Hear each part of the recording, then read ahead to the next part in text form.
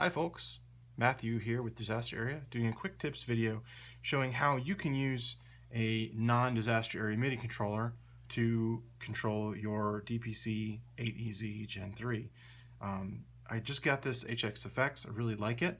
It's not a great MIDI controller and it's a little bit limited in terms of its I/O capabilities. It has these two effects loops, send and return. You can use them for different purposes, but I was putting some pedals in them so that I could have my analog pedals in addition to the effects from the HX. So what I decided to do was set up some scenes that had different effects present, and I was finding that I was having a hard time getting all the I/O I wanted. So I put a DPC-8EZ Gen 3 on my pedal board, and this is how I integrated it.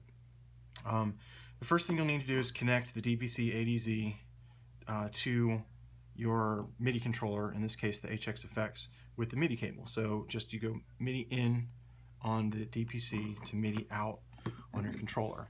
So this is the MIDI out here, you can see that. MIDI out / through. So plug those together. And then on your controller, you're going to have to set up the MIDI channel stuff. So on the HXFX, you hit this more button here, and then we go to global settings, and then we go to MIDI tempo, which is this guy here,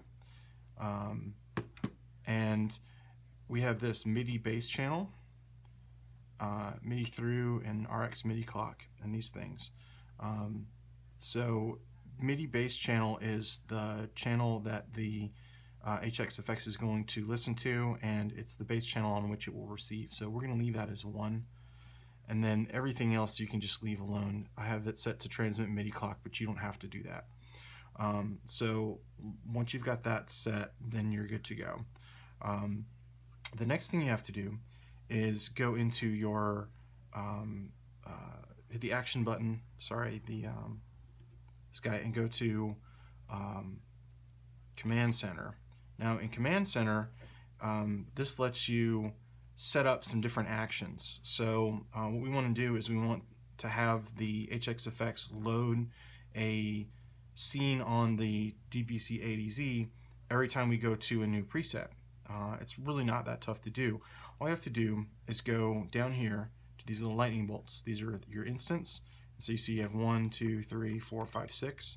So we'll go to instant 1 up here, instant 1, and then where it says none command, we'll just turn the 1 knob until it says MIDI BANKPG. What that means is it's going to send a MIDI bank as well as a MIDI PC. Bass is MIDI, the MIDI channel is bass. What this means is it's going to send on that bass MIDI channel we set before. So that's channel 1, which is fine.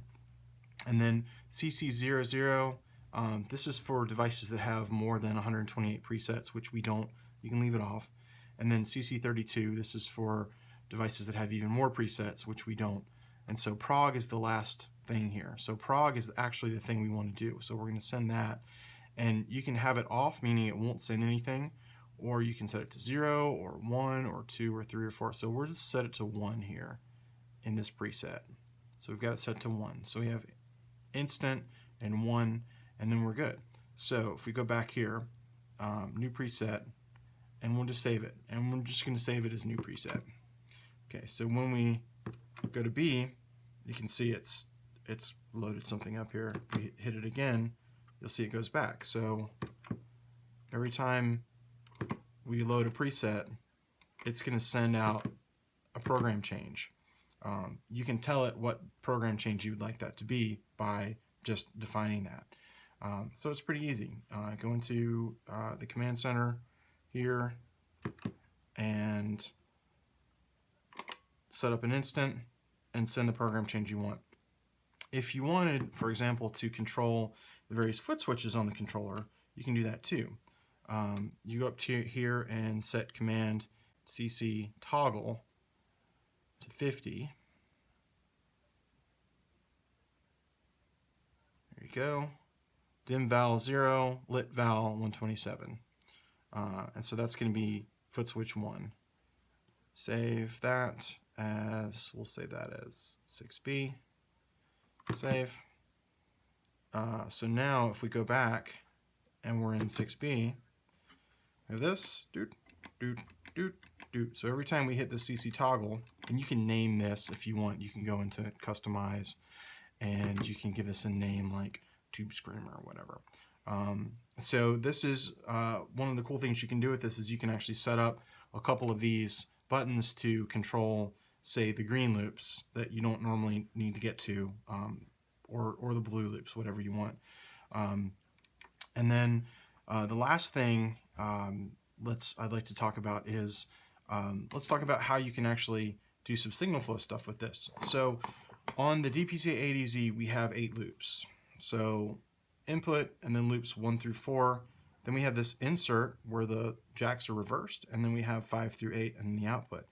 So what you can do with this is just like the way you can use the 4-cable method to put some of the HX effects before your amp preamp and some in your amp loop, you can do the same thing with the effects loops on the HX effects itself.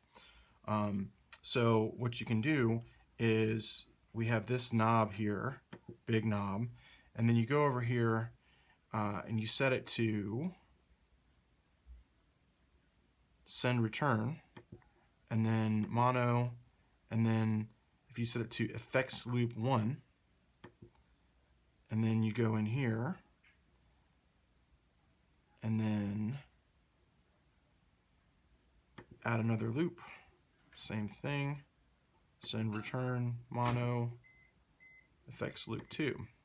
So now I actually have 2 effects loops set up, and what you can do is you can run the send from loop 1 into the input, and then you can send the return into the return of loop 1. So sorry, send goes to input, and then this red jack goes to the return, and then the same thing here, black goes to the send and red goes to the return. And what that'll let you do is have 2 separate blocks of effects that you can control with this guy and route them anywhere you want. So you can have these drives in here and modulations, delay, reverbs in here, whatever you like.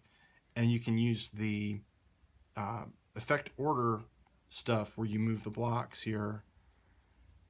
For example, loop 2, move it back and forth like this, anywhere in your chain you want, before or after your volume pedal, before your noise gate, whatever routing stuff you want to do. Like you can do loop 1 with your compressor and your drives, and then you can have some effects in here, and then you can put loop 2 all the way out here.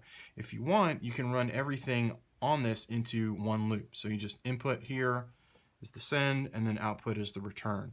And you lose a little bit of routing flexibility, but you do get 1 block back, because you're only allowed to have 9 blocks on the HX effects.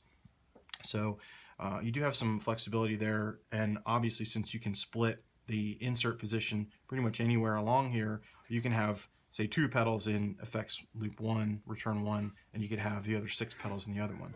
So you've got some options. So all in all, DPC-8EZ is a great tool for expanding the I/O and the loop capabilities of something like an HX effects. If you guys have any questions or comments about this video, please post them below. Thanks for watching.